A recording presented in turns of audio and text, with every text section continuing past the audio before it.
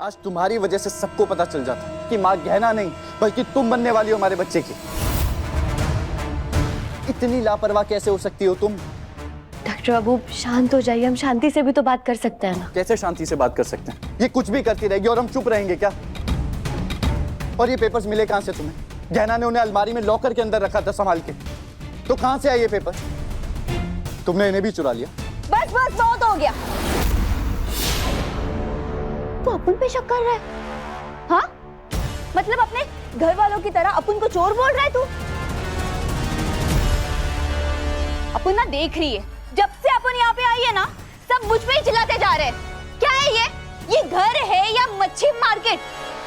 देखो, अपन का दिमाग का दही मत करो, वो थोड़ा ना दिमाग यूज करो।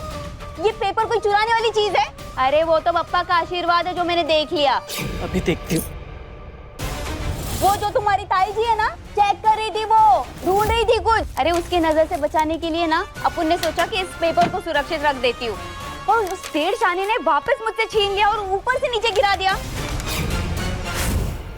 और हाँ, पेपर छीन कर ना मैंने तुम्हारा भला चाहा। अरे उल्टा तुमको तो हाथ जोड़ के थैंक यू बोल के और पैसे देने चाहिए। हाँ, और मुझ पे भड़क रहे हो।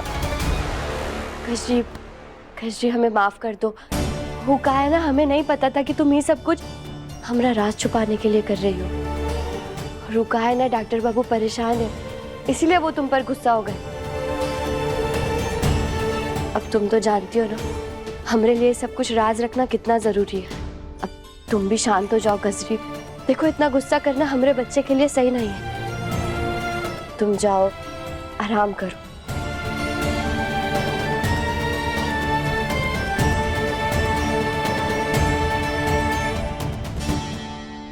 हम बाल बाल बच गए डॉक्टर साहब, वरना अगर सबके सामने सच आ जाता तो घर वाले कितने दुखी होते। क्या कहते हैं मुझसे? कहना तुम परेशान मत हो, किसी को कुछ पता नहीं चलेगा, और अगर गलती से पता चल भी गया ना तो हम दोनों एक साथ खड़े रहेंगे, अपने बच्चे के लिए हर चुनौती का सामना करेंगे।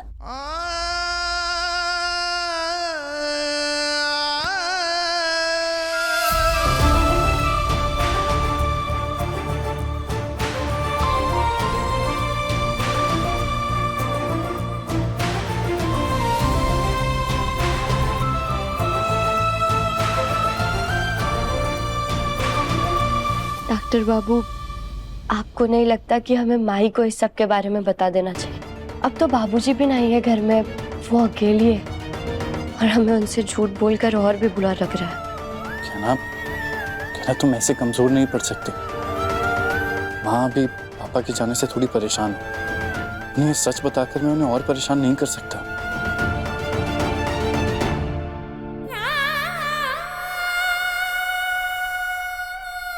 हे ईश्वर, मेरे बेटे ने मेरे पति को मेरे जिंदगी से दूर कर दिया है ताकि वो अब मेरे साथ और बुरा न कर सके,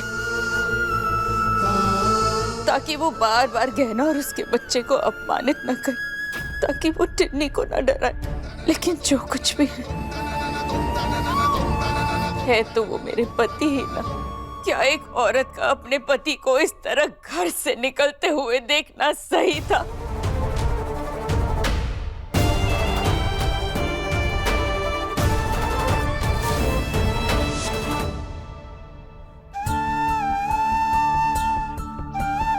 एक आयुष्मान है जो खड़ूस होने के बावजूद अपने बीवी से इतना प्यार करता है, उसका इतना ध्यान रखता है। दूसरी तरफ इनका वो सड़ेला हलकट पति, इन्हें तो ये भी नहीं पता कि उसने गहना को किडनैप करवाया था। बाप और बेटे में इतना फर्क है, और ये बेचारी अब खुद को दोष देना बंद करे, इसके लिए इसे समझाना बहुत ज़रूरी है कि उसने कुछ गलत नहीं किया है।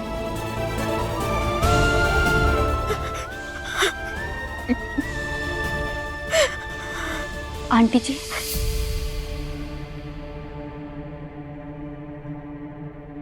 मैं समझ सकती हूँ,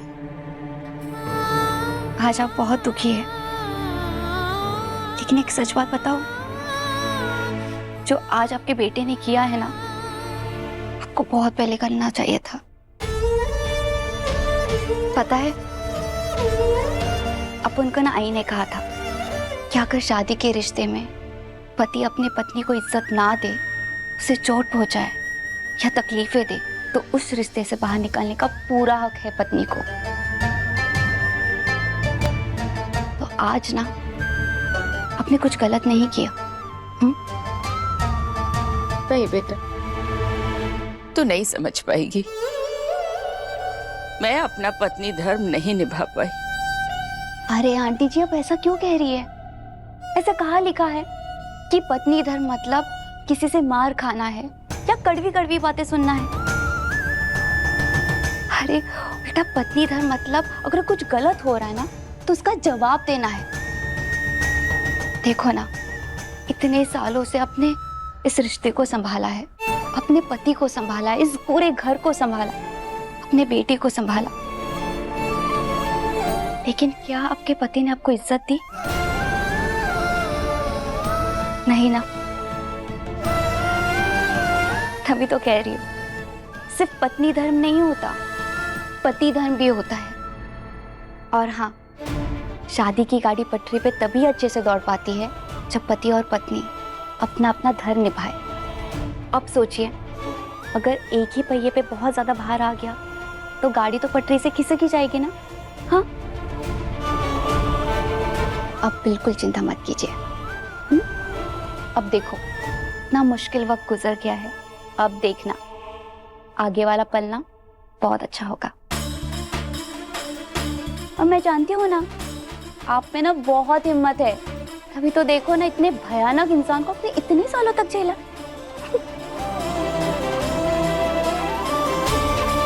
अरे आप उनको पता है आप कर लोगे।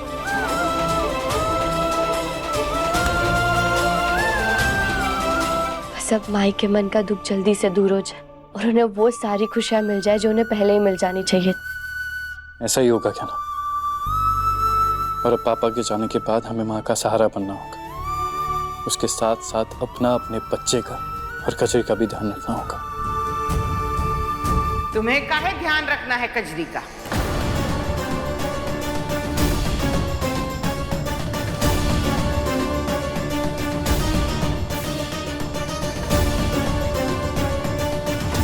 आयुष्मान, तुम्हारी अपनी पत्नी माँ बनने वाली है और तुमको दूसरे की पत्नी की ज्यादा चिंता है। हाँ? नहीं बुआ जी, ऐसी बात नहीं है। अब वो अनजान तो है नहीं, उसके पति हमारे गांव से है और वो यहाँ नहीं है, तो इसीलिए उसका ज्यादा ध्यान रखना भी तो जरूरी है ना। काहे? अरे उसका पति उसको आके ले काहे नहीं जाता? उसको अपने होने वाले बच्चे, अपनी पत्नी की चिंता नहीं है, सारी चिंता तुम दोनों ही करोगे। वो उससे ना बात ही नहीं हो पा रही है, वो शायद काम में कुछ ज्यादा बिजी है। हाँ बुआ जी, और कजरी के यहाँ रहने से, उसका ख्याल रखने से हमें कोई तकलीफ नहीं हो रही है, बल्कि हमें तो बहुत अच्छा लगता है। और आपको पता है, हम और कजरी हमारे बच्चे के बारे में बहुत बातें करते हैं। तुम ना बहुत भोली हो गहना। जब एक औरत माँ बनने वाली होती है और उसका पति साथ में नहीं होता ना, तो तुम नहीं जानती हो उसके मन पे का गुजरती है। अब अपने मन की हर बात तो तुमको बताएगी नहीं। अरे कल को उसके होने वाले बच्चे को कुछ हो गया तो... बुआ जी, भगवान के लिए ऐसे मत कहिए। अरे गहना, हम तो बस एक बात कह रहे हैं, और बोल उसके बच्चे के बारे में रहे। तुम काहे इतनी चिंता कर रही हो? वो बुआ जी, बच्चा खोने का दर्द क्या होता है वो हमसे अच्छा और कौन जान सकता है। चलिए ठीक है, कोई बात नहीं, लेकिन देखो हमारी बात सुनो। हमको कजरी एक आंख नहीं भाती। जल्दी से बुलाओ उसके पति को और रवाना करो उसको यहाँ से, समझी? समझ गया आयुष्मान?